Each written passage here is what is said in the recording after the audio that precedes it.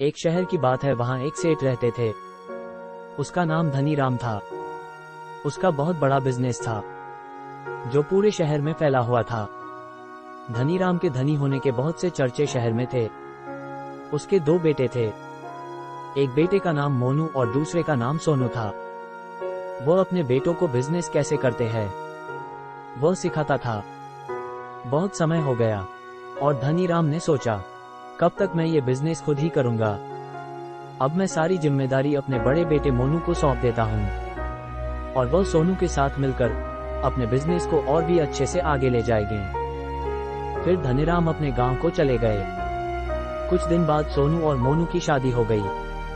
अब एक दोनों सोनू मोनू का सब ठीक ठाक चल रहा था, लेकिन सोनू और मोनू के पत्नियों की आपस में बनती नहीं थी। उनकी घर में रोज छोटी छोटी बातों में लड़ाइयाँ होती थी। अब सोनू की पत्नी को ये बिल्कुल भी पसंद नहीं था कि उनके पति किसी और के साथ काम करे। वो चाहती थी कि उसका पति अलग बिजनेस करे।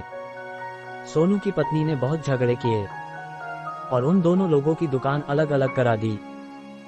सोनू की पत्नी सोनू को और मोनू की पत्नी मोनू को हर रोज बोलती कि मुझे अब और साथ नहीं रहना, हमें अलग अलग घर में रहना चाहिए। और फिर वे दोनों अलग अलग घर में भी रहने लगे और अब दोनों की अलग अलग दुकानें और मकान थे और उनकी आपस में बोलचाल भी बंद हो गई। अब सोनू की दुकान में एक आदमी आया और कुछ सामान लिया और कहने लगा, मोनू के यहाँ इस सामान की कीमत तो तुम्हारे यहाँ से कम है, मैं आगे से वहीं से सामान लिया करूंगा। अब सोनू ने सोचा, ऐसा है तो मैं भी कम दाम में दे सकता हूँ, और उसने उसको कम दाम में सारा सामान दे दिया। ऐसे ही और कुछ लोगों ने अब मोनू की दुकान में बोला कि तुम्हारा भाई बहुत सस्ते में सामान दे रहा है। और ऐसे ही कुछ दिनों में दोनों लोग बिना कुछ सोचे समझे अपना अपना सामान सस्ते में देने लगे। और अब बस्ती वालों को बहुत फायदा हो रहा था, क्योंकि उन लोगों ने ही ये सब अपने फायदे के लिए करा था। उन दोनों में से किसी ने भी पहले सस्ता सामान बेचना शुरू नहीं किया था।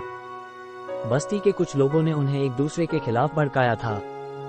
अब कुछ और दिनों में मोनू और सोनू को बहुत घाटा हुआ और उन दोनों को दुकान बंद करना पड़ा। अब सेठ धनीराम गांव से वापस आए और उन्होंने पाया कि मैंने जो शिक्षा अपने बेटों को दी थी कि हमेशा एक दूसरे का साथ देना और हमेशा मिलकर रहना, वो बात इनको नहीं समझ आई थी, जिसका परिणाम उनके सामने था। उनका बिजनेस बंद पड़ गया था। हमें परिवार को साथ में लेकर चलना चाहिए, नहीं तो सब कुछ खत्म हो जाता है। एकता में शक्ति है। इसका निष्कर्ष है कि जब लोग मिलकर एकता बनाते हैं तो उनमें अद्भुत शक्ति होती है। यह महत्वपूर्ण बात हमें, यदि हम उसके सही मायने में समझते हैं, तो हमारे समाज, परिवार और समृद्धि के पथ पर एक महत्वपूर्ण असर डाल सकती है। जब हम समूह में मिलकर काम करते हैं और एक साथ समस्याओं का समाधान निकालते हैं, तो हम समृद्धि और सामाजिक उन्नति की दिशा में कदम बढ़ा सकते हैं। एकता एक महत्वपूर्ण मूल्य है जो हमें सभी को एक साथ लाने और समस्याओं का समाधान करने में मदद करता है।